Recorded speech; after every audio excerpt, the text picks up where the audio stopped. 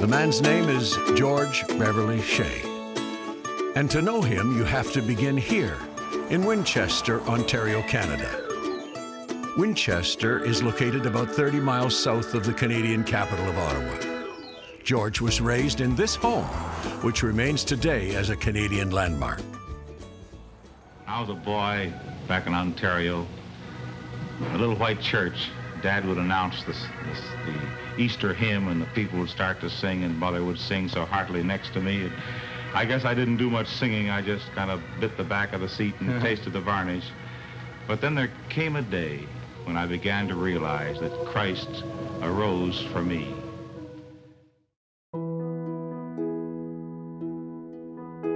He was one of 8 children born to Maud and the Reverend Adam J. Shea, a prominent Wesleyan minister in a rural community. I remember at age 18, I needed another touch from the Lord.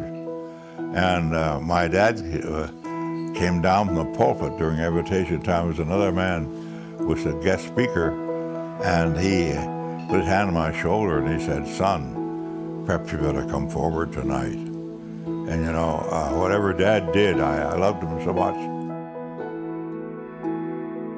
Later, after his family moved to the United States, it was his mother's turn to influence him. Way back when I was just 23 years of age in the parsonage in New Jersey, taking those vocal lessons in New York and having an occasional shot on radio, you know, not knowing what to do with life. Yet Mother and Dad were not much to preach in the home, but they did live. And Dad did his preaching in the pulpit. But Mother had a little cute little way about her. She'd find things and put it on the shaving mirror, you know. But she found this gorgeous poem by Rhea Miller, and she wrote out in her own hand and put it on the piano, because she knew I had a habit of going to the piano first thing in the morning, you know. And I come down early on a Sunday morning, I saw those words, "I'd rather have Jesus than men's applause. I'd rather be faithful to his dear cause. I'd rather have Jesus than worldwide fame. I'd rather be true to his holy name." You know, it had the effect that she hoped. And I just had to sing those words, and so this melody came to mind, and that's how it was. He's fairer than lilies of rarest bloom. Soon after this, another woman entered his life, and Irma Scarf eventually became Mrs. George Beverly Shea. I was 16, and she was 16. And, but you know, we were never married until we were 25. The couple would go on to have 2 children, Ron and Elaine. George continued to sing in public when the opportunity presented itself, usually at church, but occasionally at other community gatherings. This led to a successful audition and subsequent offer from an NBC radio program called Your Hit Parade. But George turned down the offer because they would only allow him to sing secular music. Shortly after, however, George got an opportunity with Decca Records to record hymns and other gospel music, which he accepted. His rich voice soon caught the attention of radio executives and earned him a role with WMBI in Chicago, the country's most popular Christian radio station. It was through WMBI that his singing talent made George Beverly Shea a household name across the nation.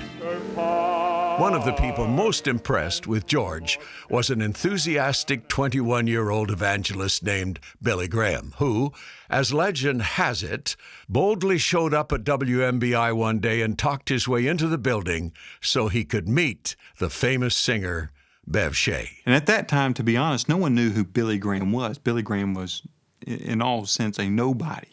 I mean, no one ever heard of him. He had a church that had no building, only had a basement.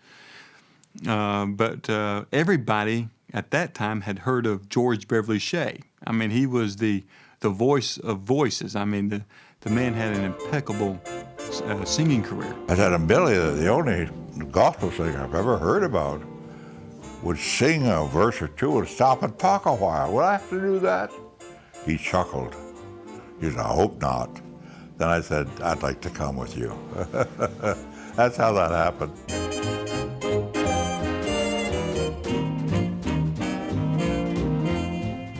Because of George Bev Shea's immense popularity, Billy Graham inherited an audience for his considerable preaching skills.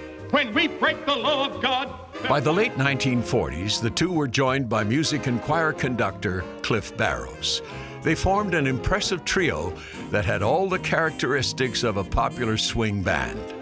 They were all tall, handsome, and had remarkable talent. Billy Graham, the mesmerizing orator.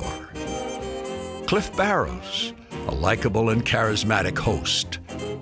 And of course, George Beverly Shea, by that time the preeminent gospel singer in North America.